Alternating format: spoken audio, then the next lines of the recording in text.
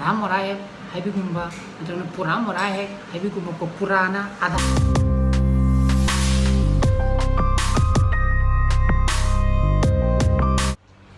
Good morning guys, welcome back to my channel. मैं नूंगाई Ben खल्ली ना ज़ैना Amazon देगी आगे कैमरा में चेंज बने बा कैमरा से मैंने शिप तो रखता बा अदुग ये कांदा हारी बा पोट अतई कोई Amazon ना फुलफिल तो बस सेलर में हम दे मत डिलीवर तो दे बा Imphal दा अदुग हजिकी आई नहीं बा कैमरा से आई कौन पोट तो योर कांदा ये हाइजर के कैमरा दो अदुगी पोट दी मोइना हजिकी सेलर जिना कोई Imphal की पिन नंबर इस दा शिप तो ले में बा अदुग Amazon दी फुलफिल तो दा हाइदी Amazon की मखादा लाइट बा कि मोंग ना खंग दे आई सब सब खंग दे अदुगी पोसे नहान दांग चेन मनी को चेला कांदा अदुगी पोसे डिलीवर तो दी अदुगी मोदाना का मो Amazon ना फुलफिल तो दा पोचो मो ओइरम में मोगी थापा कांदा सुम पाखत लेने अदुगा मोई कांटेक्ट नंबर म याव ले में कांटेक्ट नंबर द पाव फोना कांदा ए पोतो आई खुद ले रे मा speed post ngasi थारागे ngarang ju try to bone atopa koi blue dar kumba keno gumbadi amata forest service ti low ate aduna speed post ina thara again haire bako madu ha kan dai khara nena tare aduna most probably hantaki august tha di yorkada male madu yorkada di madu camera do aduni dai madu da matam sanai haijara ke bako adu laga di engonda ju khara nungairani na khalli thaning dana yes natti yame hardi thapi he boni yam de thawai ba tha abne ji yami ai thau lo do khra thau lo no ni ai woni ma haibi ki ani thapi lo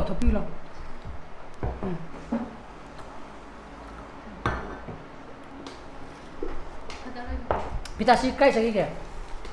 Mana age yang besar do, mana senau mungko ba, lagi besar sore senau do, do jadi. Kok hatu ki aja?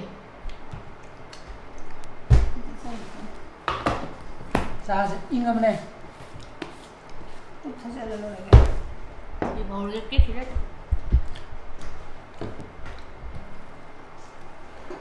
Ang kira mana suai dah, jaket ni anda. Mana mudang di kat ingi ne. Musa priam le namba, aman lebih delik perlu isahara ni. Nah ini, Ingi ngarang ni. ingkan dah baca ini. Ingi ngarang asai pejap single tu. Ah, kamu bukan ba? Ayu thona hang te. Ini Mana mudang ingi natra.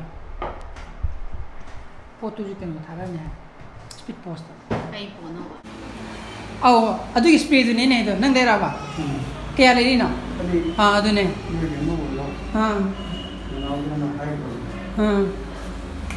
Kadai dikin yengel?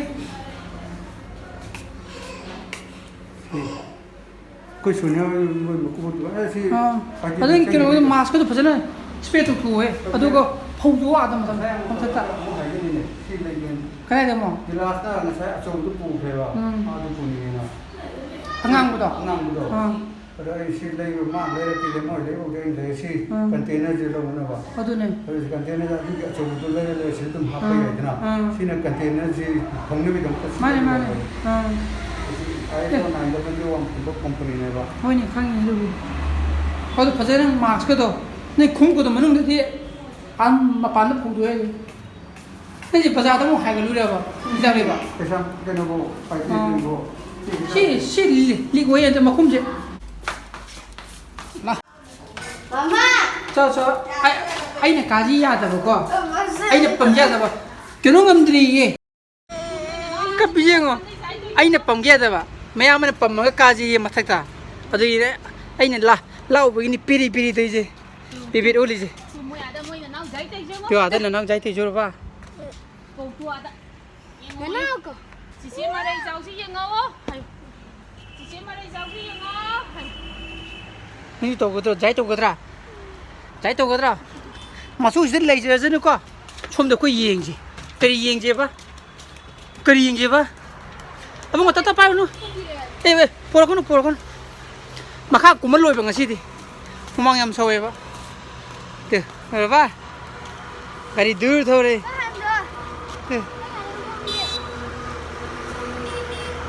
cái nào không mong chơi cũng một tuần này yang quy nên lấy rồi đúng không yang quy nên lấy rồi ba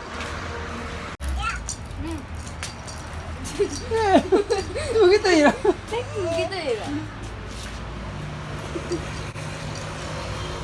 손 들어 아 뭔가 손 들어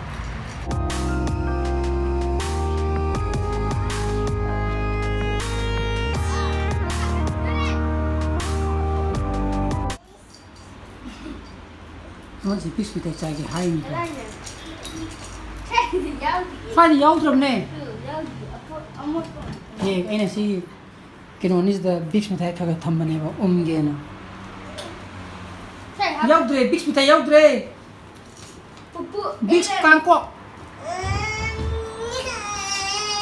마시기 닝아이지 디바 페벳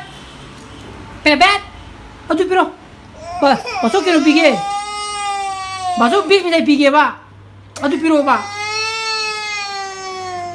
망가시기니가요 끈다고리네 그래 까나나노 보라봐 빅스 보라봐 부부는 가이들에 호엘러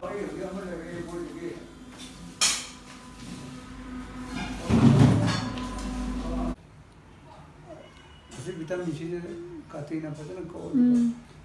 꼭 가보던 님이 게 아니는 데비도 하다비 다지만 미탕하는 거 랩피라가.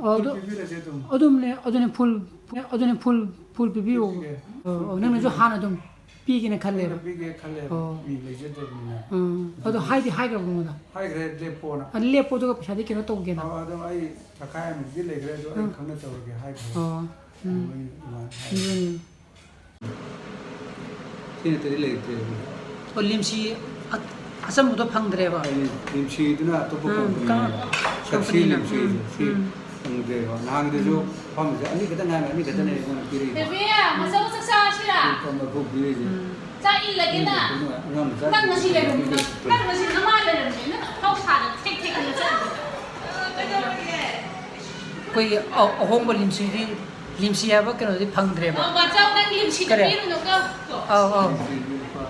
그래 림시는 거 그런 거 메이드 비리지 그 비리 मैंने लोगों location रमनी है अदोगी ने बा लाओ कोई से लिमसी ले रहे से लिमसी तो लिमसी ले रहे कोई दी यार इधर ना लिमसी लागा ना लाकोई तो ना बना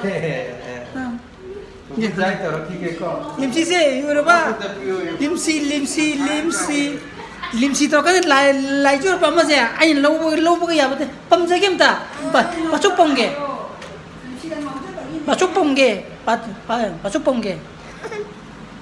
anh làm gì làm tăng như này rồi cặp sen ni je बाबा जो तो पियो तनखाय में से आके आयो la तनखाय को तनखाय जो अनि तो ना ते तो बियो 아무기 마시엔 탐게거 तनखाय ना तमो tamogi ma sem thang ge ka अनि तनखाय में सारो को उमु को chu le mai je na उमु को उमु mo का हो si tham sap to mo si tham sap ba su pa pam काय ge उमु मैं उमु का ले को हो sai ge उमु का ले pam gi ba sum ta उमु का ले mình chỉ rất là tốt nhưng sai ge loi ge da मैं आपको खाइयो करवा sai ge उम्रे इंगे sai ge याद उमो मैं उमो ले ले ma su lo ye bu kita tu kadai te du ba mu du te du ba sin lo lắm thì rồi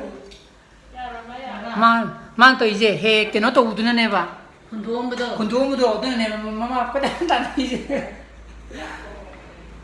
mama da ko na pise nu yu de pren ke on de ingon de le ꯃꯣꯏ ꯁꯤ ꯀꯩꯅꯣꯁꯦ ꯌꯦꯟꯗꯦꯝꯒꯤ ꯁꯤꯡꯖꯨꯁꯤꯗꯤ ꯀꯌꯥ ꯇꯜꯂꯦꯕ ꯌꯦꯟꯗꯦꯝꯒ ꯃꯪꯒꯟꯒꯅꯤ ꯀꯩꯗꯧꯕꯒꯤ ꯇꯟꯗꯣꯏꯅꯣ? ꯑꯗꯨ ꯌꯦꯟꯗꯦꯝꯗꯣ ꯑꯩꯈꯣꯏ ꯂꯦꯡꯗꯥꯏ ꯂꯦꯡꯗꯦꯗ ꯀꯌꯥꯅꯤ ꯁꯨꯖꯜꯂꯛꯑꯣ ꯑꯗꯨꯒ ꯀꯩꯅꯣ ꯇꯧꯗꯦ ꯅꯣꯏ ꯆꯠꯆꯈꯤꯔꯣꯏ ꯍꯥꯏꯔꯛꯑꯣ ꯏꯍꯦ ꯑꯥꯂꯨ ꯈꯔ ꯑꯉꯥꯡꯗꯤ ꯄꯤꯖ ꯊꯣꯛꯑꯣ ꯁꯤꯗꯤ ꯑꯥꯂꯨ ꯈꯔꯁꯦ ꯑꯃꯨꯛ ꯀꯩꯅꯣ ꯇꯧꯔꯦ ꯇꯧꯅꯕ ꯇꯧꯔꯝꯕꯅꯤ ꯀꯥꯎꯔꯦ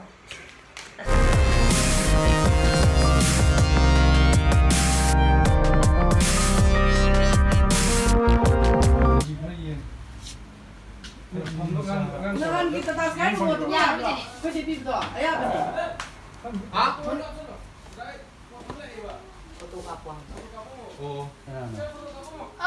ꯇꯥꯃꯣꯏ ꯐꯣꯟ ꯂꯩ ꯅꯪ ꯀꯥꯞꯄ. ꯑꯗꯨ ꯀꯥꯞꯄꯣꯕ ꯃꯇꯥꯡ. 엄마.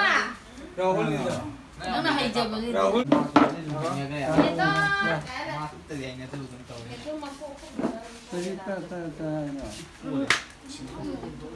민간 family 쿠소라 만큼은 레이지 누아이니. 누아이겠다. 쿠소라. Birthday cake same factory की नहीं को ब्रांड जिनी लाओ. जिनी.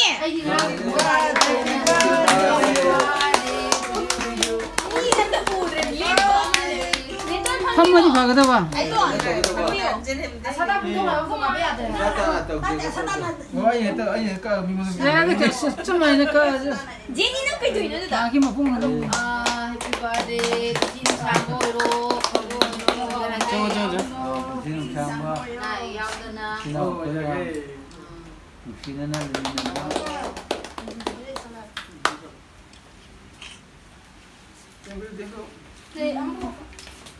나라 시기 싸나 아사 보면 붙어야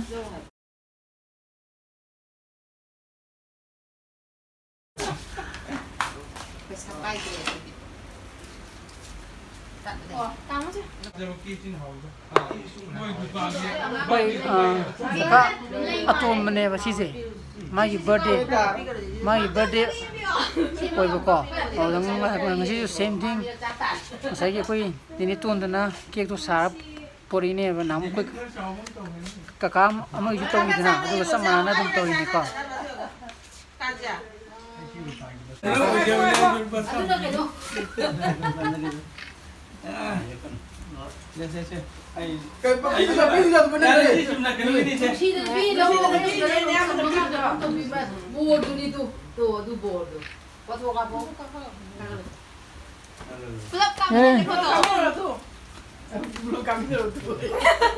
이놈은 너무 막 쏘고 자고가 막 쏘는 자기라. 마마 챙겨요.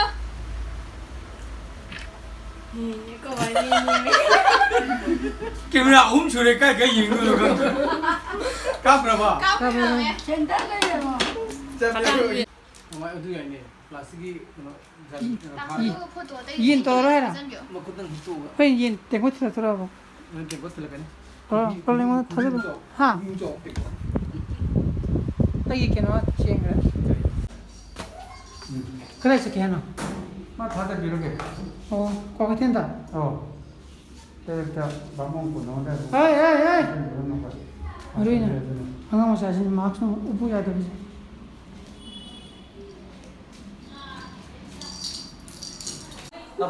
ini ina ko sin da tok to ye long tok to ye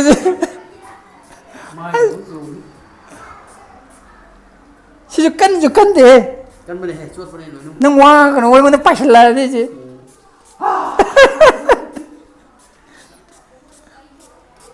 온토라 somda ये पूरा कोरोना है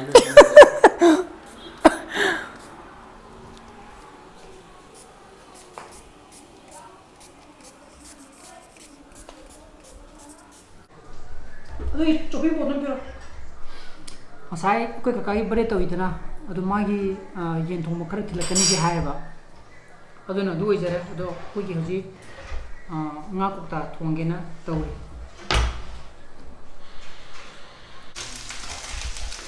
ꯑꯩꯅꯒ ꯊꯣꯡꯗꯨ ꯃꯥꯟꯕ꯭ꯔꯥ ꯅꯠꯇꯦꯀꯣ ꯁꯤꯁꯦ ꯍꯥꯟꯅ ꯉꯥ ꯀꯧꯇꯥꯁꯦ ꯍꯥꯟꯅ ꯉꯥꯁꯦ ꯍꯥꯟꯅ ꯑꯩꯈꯣꯏꯒꯤ ꯐ꯭ꯔꯥꯏ ꯇꯧꯊꯣꯛꯏꯅꯦꯕ ꯁꯤꯁꯤꯅ ꯍꯥꯎꯋꯦꯕ ꯃꯌꯥꯝꯁꯨ ꯑꯗꯨꯝ ꯇꯧꯔꯝꯒꯅꯤꯅ ꯈꯜꯂꯤ ꯑꯩꯅ ꯆꯥꯕ ꯀꯥꯟꯗ ꯐꯦꯁꯇꯤꯚꯦꯜ ꯃꯈꯣꯟꯁꯤꯗꯤ ꯑꯩꯈꯣꯏ ꯀ꯭ꯔꯟꯆꯤ ꯑꯣꯏꯅ ꯈ꯭ꯔꯧ ꯍꯥꯏꯕ ꯌꯥꯅꯦꯕꯀꯣ तो चलो बाजू साग लामा माने साग चारा के हरम कुपी पिता स्वीजो साग ले बगत चा पतोक से हरम खंगलाम लाम जरो पगी मोंग दो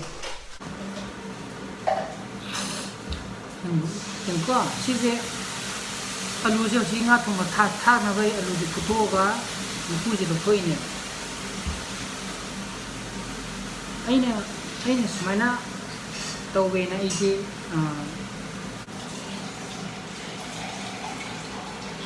नुपीने ngam हाइद्रिबरा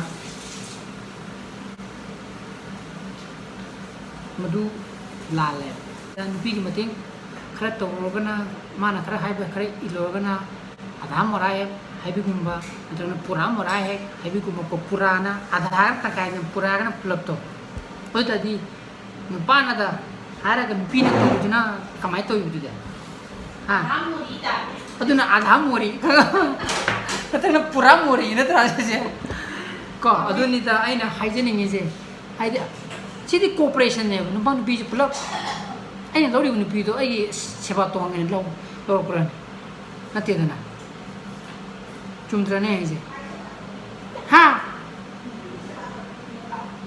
ओकमा नुपी केवा मा केनो हाइदे लावने सिदा लावने मा केनो मा ngang चखिबा हा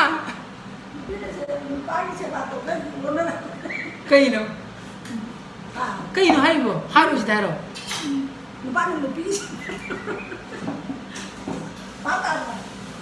ज्ञान ताने ना इनो अददा अमना मतिंग तोंरगा लेनेगदने हाबि दाइना बदि अखु माने फागी तौरी अदुना फजना नुकिसानना लेंगिना फाइटिंग बेस अमना कोऑपरेशन पिना बजे आई थप गदि उनि पि तो गदि नुपादि उनि चागदनि हा नुपाना पैसा हजि थाइ नुपाना पैसा तानारगा थाइनगि निको आई जे थाइनगि नुपाना खतंग पैसा तालागा नुपिना आगांग सिनबगि हजि की जुक नते हजि ति लोइनो वर्क कोऑपरेशन हजि ति नुपा सिंगल पेरेंट मखन पैसा तानबा कांदा युम चलाइबा वारा मतम ने हजि ति ayam haire singe ai wang ngang jabana sete ko aduna amuka jeri nuksana phajal lemina ba amana mai mateng pangna ba aina ai nupi ka ki mateng tongna banda ba lairi ba mungda amana mana ngam bado ko bana ju to ko ngam yawina sina ko bo adum minang kandai du ngi wai silami ajula na ko thak sile kan ko sasi ha kang ga manung janga ko bana wai ga lung situ me no mirang thumalena pakthara ko तोरमे सिबु हारमनेको अदुना अखोइगी अदुना नुटी येंगबिरकवा आइगी इमुंग खंबा आइगी views को जदि subscriber man मदी को मोइ इमुंग दिसमाना तोंने हाबा खर बखै दुम खांगने बदो आई मसिजु दुम हारिजिन खर हेन ngang माले जे मिनि मंगा चसले बजी अरे मनो नाम थमदोरिजा मैं से आइगा मैं बाइ ना जिदि लोरे अदुना चाइंजांग लोइसलेबा मसिदि खरंगना जु चातोरे साक्से अदो कोइ का कावे कि मोइगी येन जुदि ngaibang ngamoroi ko horen kona laaka thoba mudum tawrage aduna chapa chagi ge masuga ngasi gi blog matang idro lol question jarage hei gi blog tu thena sin bi sana phajale lebio ai gi blog ju pami putho thoga like to bio share to bio anogo views koiragna subscribe to biramu ko so please be safe and be healthy bye bye good night